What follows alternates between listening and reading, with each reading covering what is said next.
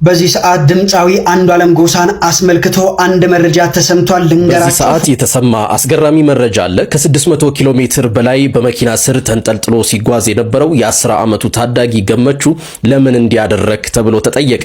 አሁን በተሰማ ሰበር መረጃ ጆን ዳንኤልን ጨምሮ ሌሎች ስታከሮች ይታሰሩልኝ ሲል ህወሓት መግለጫ አውጥቷል። ጥብቅ ትዕዛዝ ተማሪዋ ወደ ትምህርት ገበታዋ ያልተመለሰችው በእኛ ምክንያት ነው። ሰላም ቤተሰቦች እንዴት ናችሁልኝ? ደህና ናችሁልኝ? እኔ ደህና ነኝ። ክብሩ ይስፋ ብያለሁ። ቤተሰቦች ዛሬም እንደተለመደው ለእናንተ ወቅታዊ አዳዲስ መረጃ ዘር ቪዲዮዎች ይዤላችሁ መጥቻለሁ። አብራችሁን ቆዩ። ለቻናሉ አዲስ የሆናችሁ ደግሞ ሰብስክራይብ ለምንድን ነው የማታደርጉት? አሁን አድርጉ። እንዲሁም በተጨማሪ ደግሞ ቪዲዮ ላይክ አድርጉ። ላይክ በማድረግ እንግዲህ ፍቅራችሁን አብሮነታችሁን እንግዲህ እንድገልጹልኝ እኔ ከዚህ ጋር በትህትና ነው የምጠይቃችሁ። ይሄ ከወገቤ ዝቅ ብዬ ላይክ ማድረግ እንዳይረሳ። ወደ ቪዲዮቹ እንሄዳለን። እኔ እዚህ በቪዲዮቹ ላይ እንግዲህ ሐሳብ አስተያየቴን እሰጣለሁ። እናንተ ደግሞ ኮሜንት ሴክሽን ላይ ገብታችሁ የተመቻችሁን በነፃነት እንድጽፉልኝም ደግሜ ላስታውሳችሁ እፈልጋለሁ። ቤተሰቦች ወደ ቪዲዮቹ እንሄዳለን። አብራችሁን ቆዩ።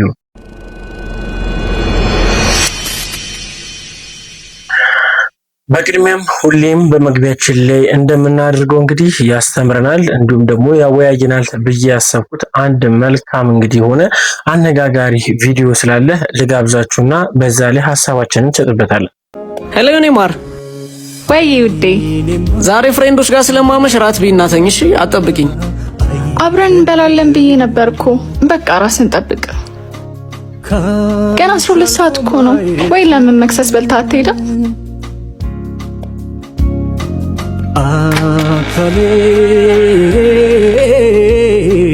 አይታክተው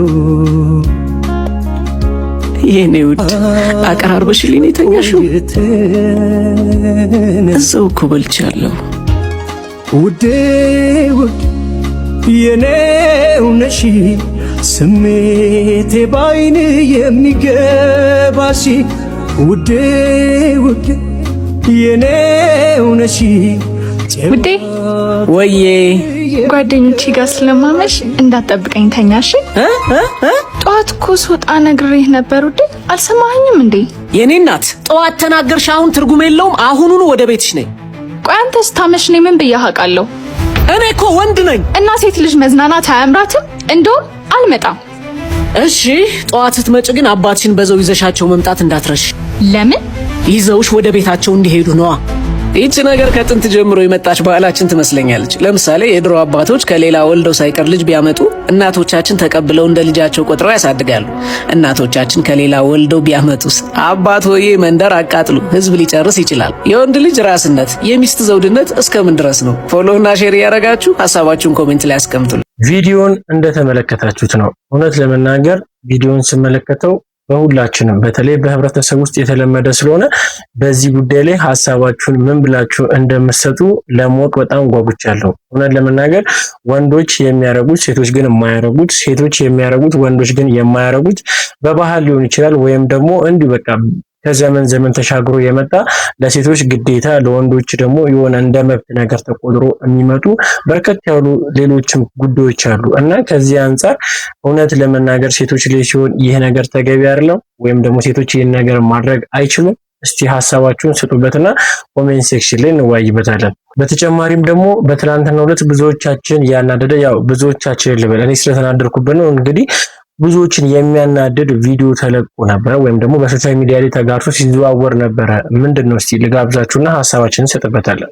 አንድ የቻይና ዜግነት ያለው አንድን የግንባታ ሰራተኛ ኢትዮጵያዊ አስተኝቶ እንደምትመለከቱት ሲደበድበው ታይቷል። ጥፋት ካለበት ወይም አጥፍቶ ከሆነም በሕግ የምትተዳደር ሀገር ውስጥ እየተኖረ በሕግ መዳኘት ሲገባው የሕግ ከለላ ሳይደረግለት ሰው በሀገሩ በተደጋጋሚ እንዴት የማንም መፈንጫ ይሆናል ሲሉ ብዙሃኑ ቅሬታ አቅርበዋል። እጅግ በጣም ያሳዝናል። እንደተመለከታችሁት ነው። ከምንም በላይ የሚያናደው ምንድነው? እኛ ባለመብት ባለ ሀገር ሆነን እንግዲህ በገዛ ሀገራችን ላይ የማንም ነጭ መጥቶ ሲደነፋ ማየት በጣም ያሳዝናል። እኔ ከምንም በላይ ምንም አይነት ጥፋት አጥፍቶ ሊሆን ይችላል። ኦሬዲ መመታቱ ምናምን ነገር አይደለም፣ ግን የተማታበት መንገድ ራሱ በጣም ያሳዝናል። በአካፋን ይመጣውና በጣም ያሳዝናል። ብዙዎች ተናደው እንዴት ብሎ እየጠየቁ ነበር።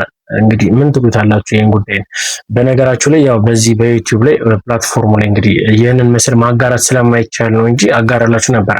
ምናልባት ምስሉን ማየት የሚፈልግ ካለ በቲክቶክ ገጽ ላይ ስላጋሩት ቲክቶክ አካውንት ላይ ባዮ ላይ አለ፣ ገብታችሁ መመልከት ትችላላችሁ።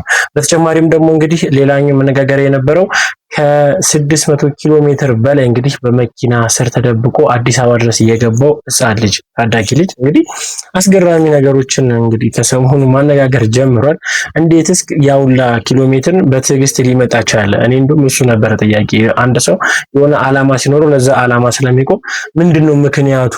እሱን ለማወቅ ነበር ስጓጓ የነበረው። እንግዲህ ምክንያቱንም ተናግሯል። እስቲ ቪዲዮ ልጋብዛችሁና እናወራበታለን። በዚህ ሰዓት የተሰማ አስገራሚ መረጃ አለ። ከ600 ኪሎ ሜትር በላይ በመኪና ስር ተንጠልጥሎ ሲጓዝ የነበረው የ10 ዓመቱ ታዳጊ ገመቹ ለምን እንዲያደረክ ተብሎ ተጠየቀ።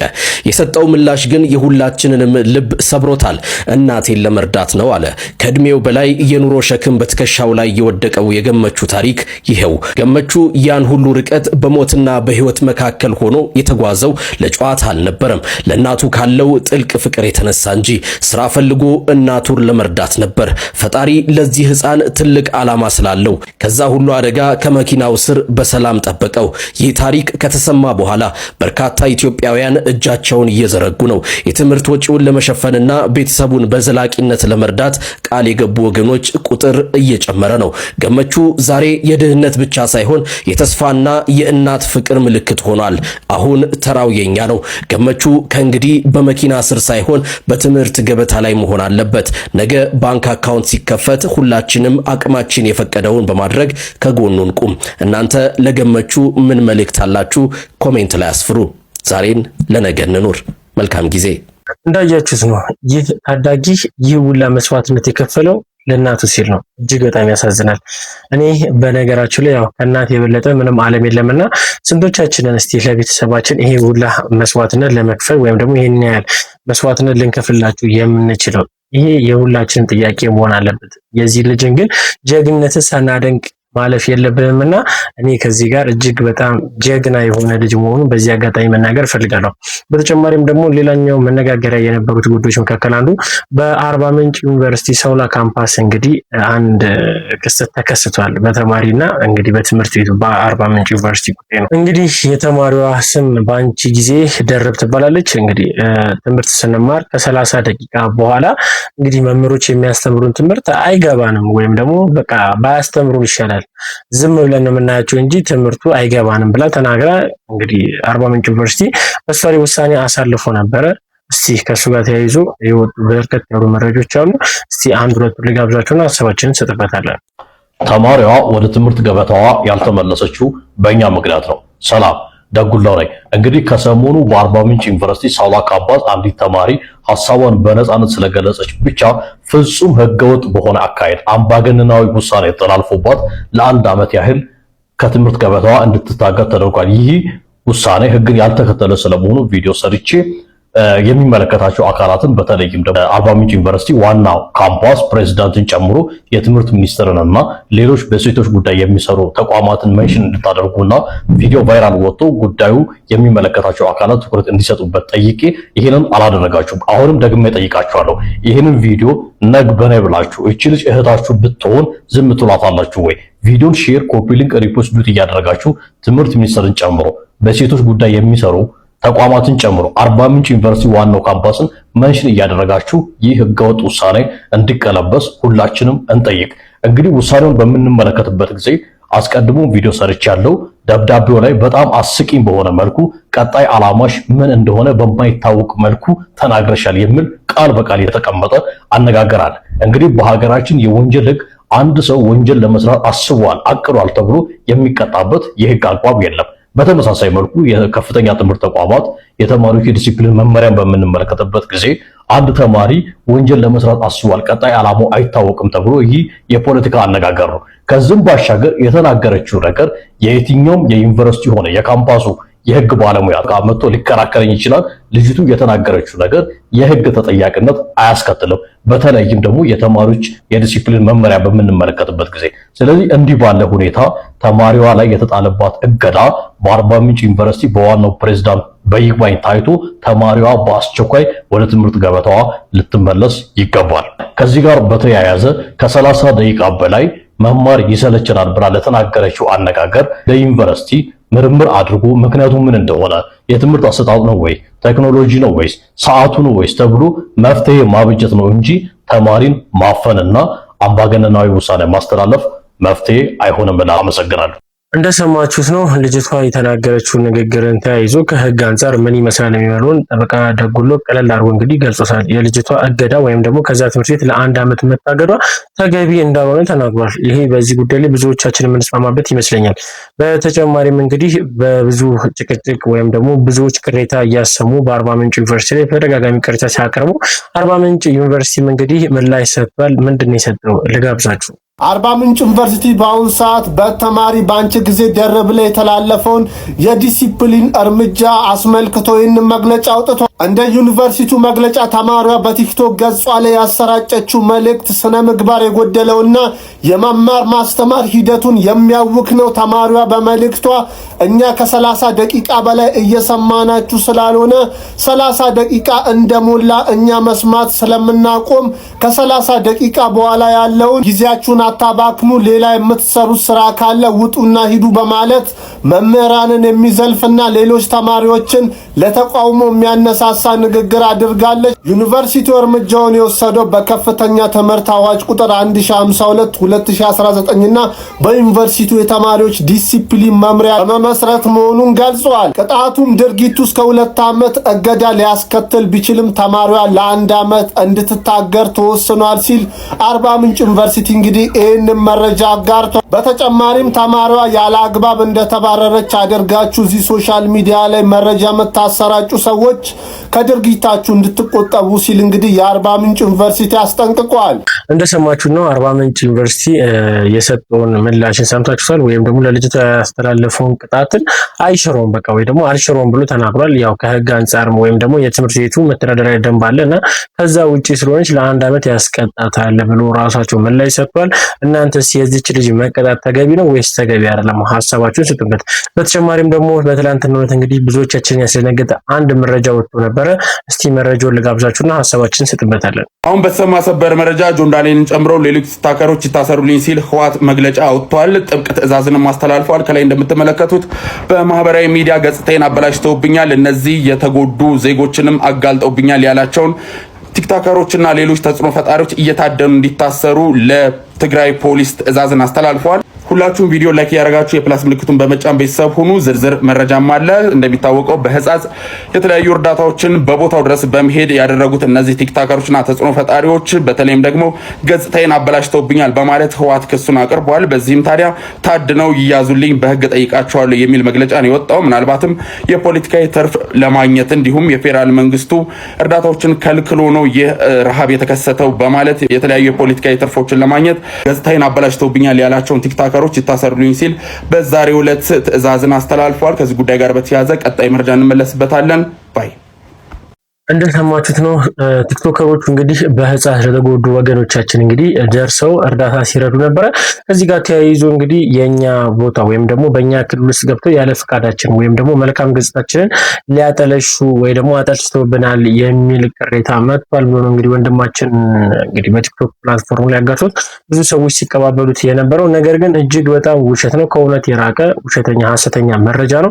እንደዚህ ያለ ምንም አይነት ተቋም የለም። እንደውም በመርዳታቸው ሊመሰገኑ ይገባል። ይህ የብዙዎቻችን መስማማ ይመስለኛል እና ይህ መረጃ ብዙዎች እየተቀባበሉ ስለነበረ በዚህ አጋጣሚ መረጃው ትክክል ነው ወይስ ትክክል አይደለም የሚለውን ለመመለስ ያለው እንግዲህ መረጃው ትክክል ያልሆነ ሐሰተኛ መረጃ ነውና ለነሱ አስባችሁ ለነሱ ጨንቃችሁ እንግዲህ ሐሳባችሁን የሰጣችሁ በርከት ያላችሁ እንግዲህ ብዙ ተመልካቾች ትኖራላችሁና ይህ መረጃ ከእውነት የራቀ ፍጹም ውሸት ነው።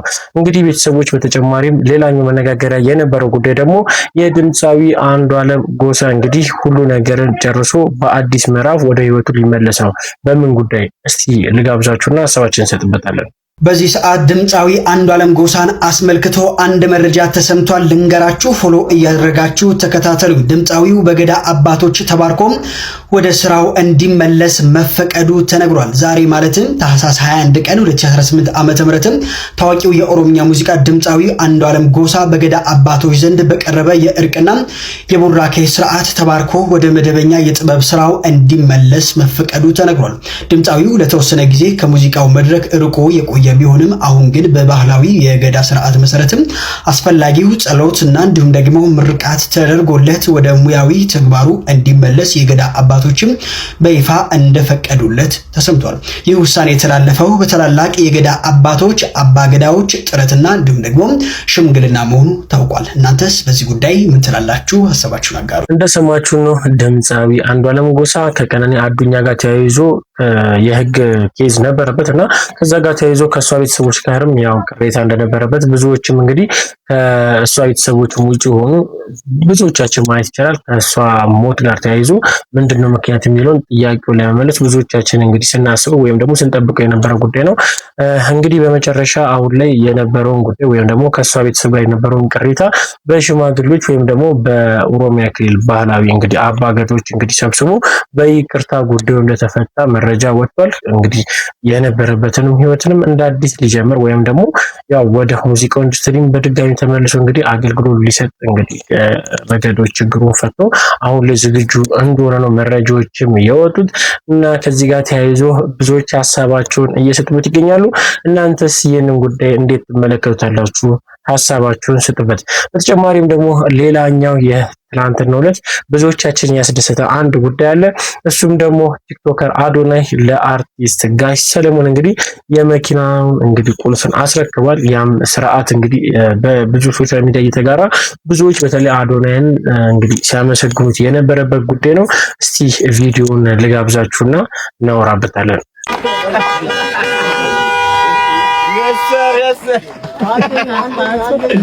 ጋሽ ነበር በጣም ደስ ብሎኛል። መኪናው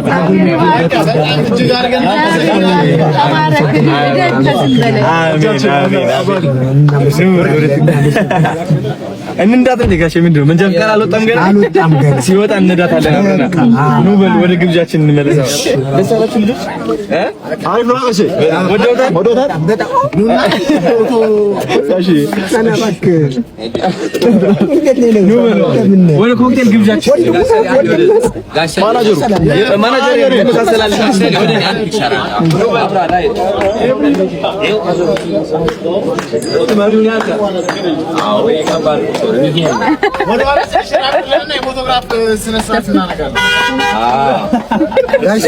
አዶናይ በመወዳደቅ ውስጥ በመነሳት ታላቅ ሰው ሆነሃል።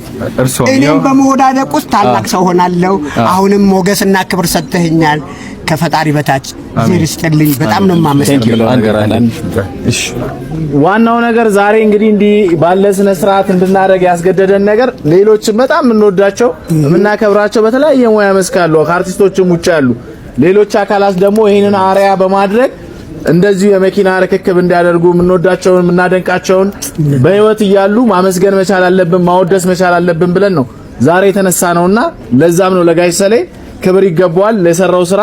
እንግዲህ ቻሌንጁ እንደምታውቁት በተለይ ለማህበራዊ ድረገጽ ላይ ሲዘዋወር ነበር።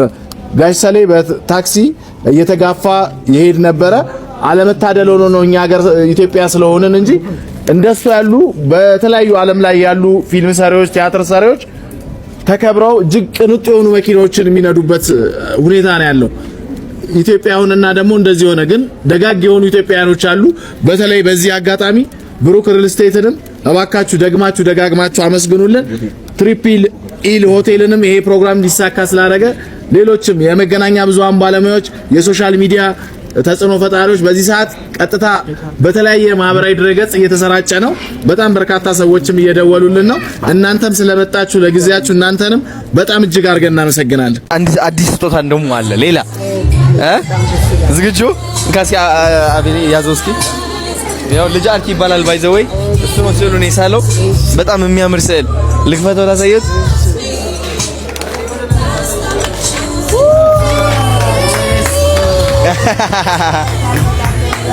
ሉል በጣም ደስ ይላል። በጣም በጣም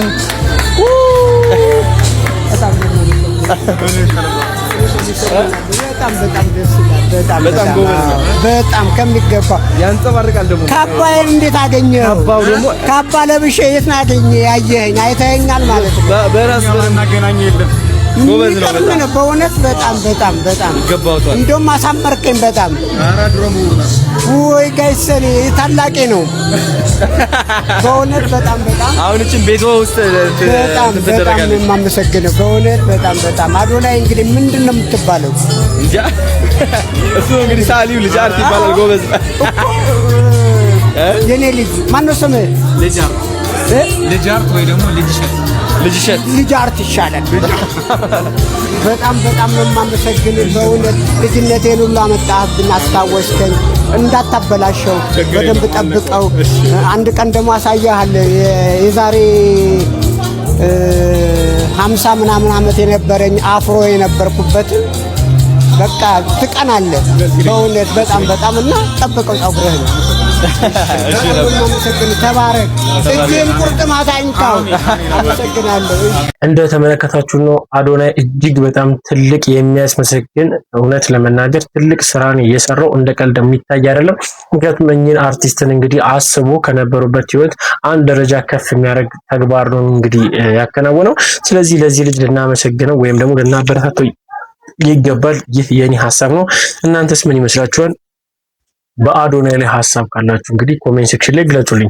በተጨማሪም ለብዙዎች መዳረስ ያለበት በተለይ በኦርቶዶክስ እምነት እንግዲህ ከፊት ለፊታችን የሚጠብቀን እንግዲህ የክርስቶስ ልደት ወይም ደግሞ ገና በዓል አለ። ከዛ ጋር ተያይዞ የአእላፋት ዝማሬ ምን ሊመስል ይችላል፣ ምንስ ነገሮች ያስፈልጋሉ የሚሉትን እንግዲህ የአእላፋት ዝማሬን ወኪል ሆኖ እንግዲህ የጃንደረባው ትውልድ እንግዲህ በዋነኝነት ፕሮግራሙን በቅድና ወይም ደግሞ በስርዓት እንዲከናወን ከሚያደርጉ ትልቅ አካላት መካከል አንዱ እሱ ነው። ዋነኛና ቀዳሚው እንግዲህ መግለጫ አውጥተዋል። ያ መግለጫ ምን ይመስላል ልጋብዛችሁ። በቅዱስ ፓትርያርኩና በብፁዓን አበው ሊቃነ ጳጳሳት ጸሎተ ወንጌል እና ጸሎተ ኪዳን ከቀኑ 9 ሰዓት ላይ ይከፈታል። የአእላፋት ዝማሬ አለባበስ እንደ ወትሮ ሁሉ በቤተ ክርስቲያናችን ትውፊትና ስርዓት መሰረት የልደትና የትንሣኤ በዓል ልብስ የሆነው ነጭ ልብስ ነው። እንደሚታወቀው በጌታችን ልደትና ትንሣኤ ነጭ ለብሰው የታዩትን የቅዱሳን መላእክትን እንዲሁም በዮሐንስ ራእይ ምዕራፍ 6 ቁጥር 10 ላይ ነጭ ልብስ ተሰጣቸው ተብሎ እንደተጻፈው ስለ ክርስቶስ መስክረው የሞቱት ቅዱሳን ሰማዕታትን እንዲሁም በበጉ ደም ልብሳቸውን ያጠቡ የተባሉ ቅዱሳንን ምሳሌ በማድረግ ብርሃነ ልደቱን ነጭ ልብስ ለብሰን እናከብራለን። በዚህም መሰረት ምዕመናን በዕለቱ ነጭ ልብስ በመልበስ እንድትገኙ በትህትና እንጠይቃለን።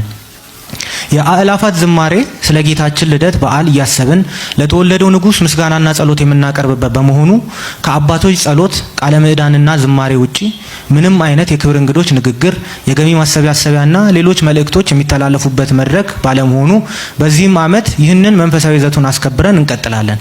የዘንድሮ የአእላፋት ዝማሬ ለመጀመሪያ ጊዜ በመስቀል አደባባይ የሚካሄድ እንደመሆኑ ምዕመናን ባለፉት 2 ዓመታት ያሳያችሁትን ዓለምን ያስደነቀ ኦርቶዶክሳዊ ጨዋነትና ፍጹም መንፈሳዊ ስነ ስርዓት በመድገም እንድትታደሙና ቀኑ ሲቀርብ የከተማው አስተዳደር የጸጥታ አካል ለሚሰጠው ዝርዝር መመሪያና በእለቱም ሁነቱን በሰላም ለማጠናቀቅ ለሚደረገው ፍተሻ በተለመደው መንፈሳዊ ትዕግስት እንድትተባበሩን አደራ እንላለን።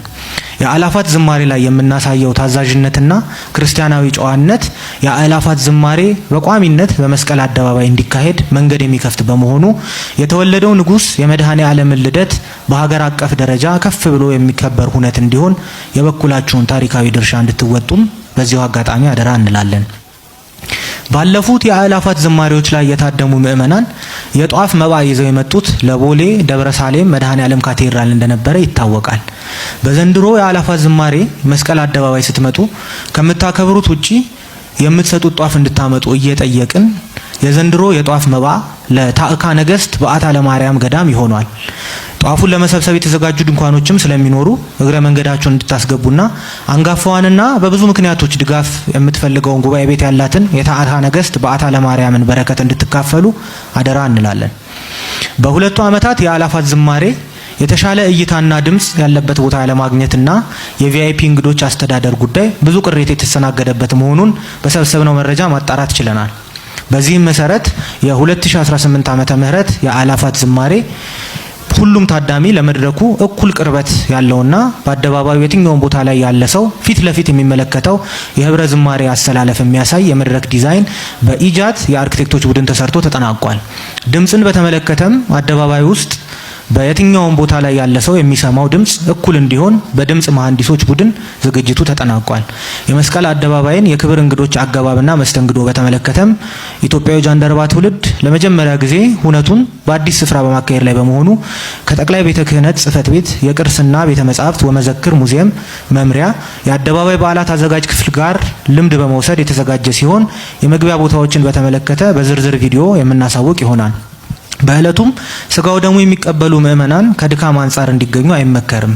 ሆኖም ዝማሬውን ሳላይ አልቀርም ለሚሉ ተቀምጠው የሚታደሙበት የእናትና አባቶች የክብር ማረፊያ ስለተዘጋጀ ሰሞኑ በምናስቀምጠው የጉግል ፎርም ላይ በእለቱ የሚቀበሉ ወላጆቻቸውን እንድታስመዘግቡ በአክብሮት እንጠይቃለን። ወደፊት በጃንደረባው ሚዲያ ገጽ ላይ በምንለቅላችሁ የሁነቱ ዲዛይን መግለጫ መሰረት ልዩ ቦታውን የምታውቁት መሆኑ እንደተጠበቀ ሆኖ በኤግዚቢሽን ማዕከል ውስጥ የሚገኝ ክሊኒክ በጃን ሉቃስና ተባባሪ የሕክምና ተቋማትና ባለሙያዎች አማካኝነት የሚተከሉ ጊዜያዊ ክሊኒኮች፣ አምቡላንስ መኪኖች፣ ጊዜያዊ ተንቀሳቃሽ መጸዳጃ ቦታዎች፣ በጃን ህንደኬ የሚተከሉ የሽያጭ ድንኳኖች እንደሚገኙም ልናሳውቅ እንወዳለን።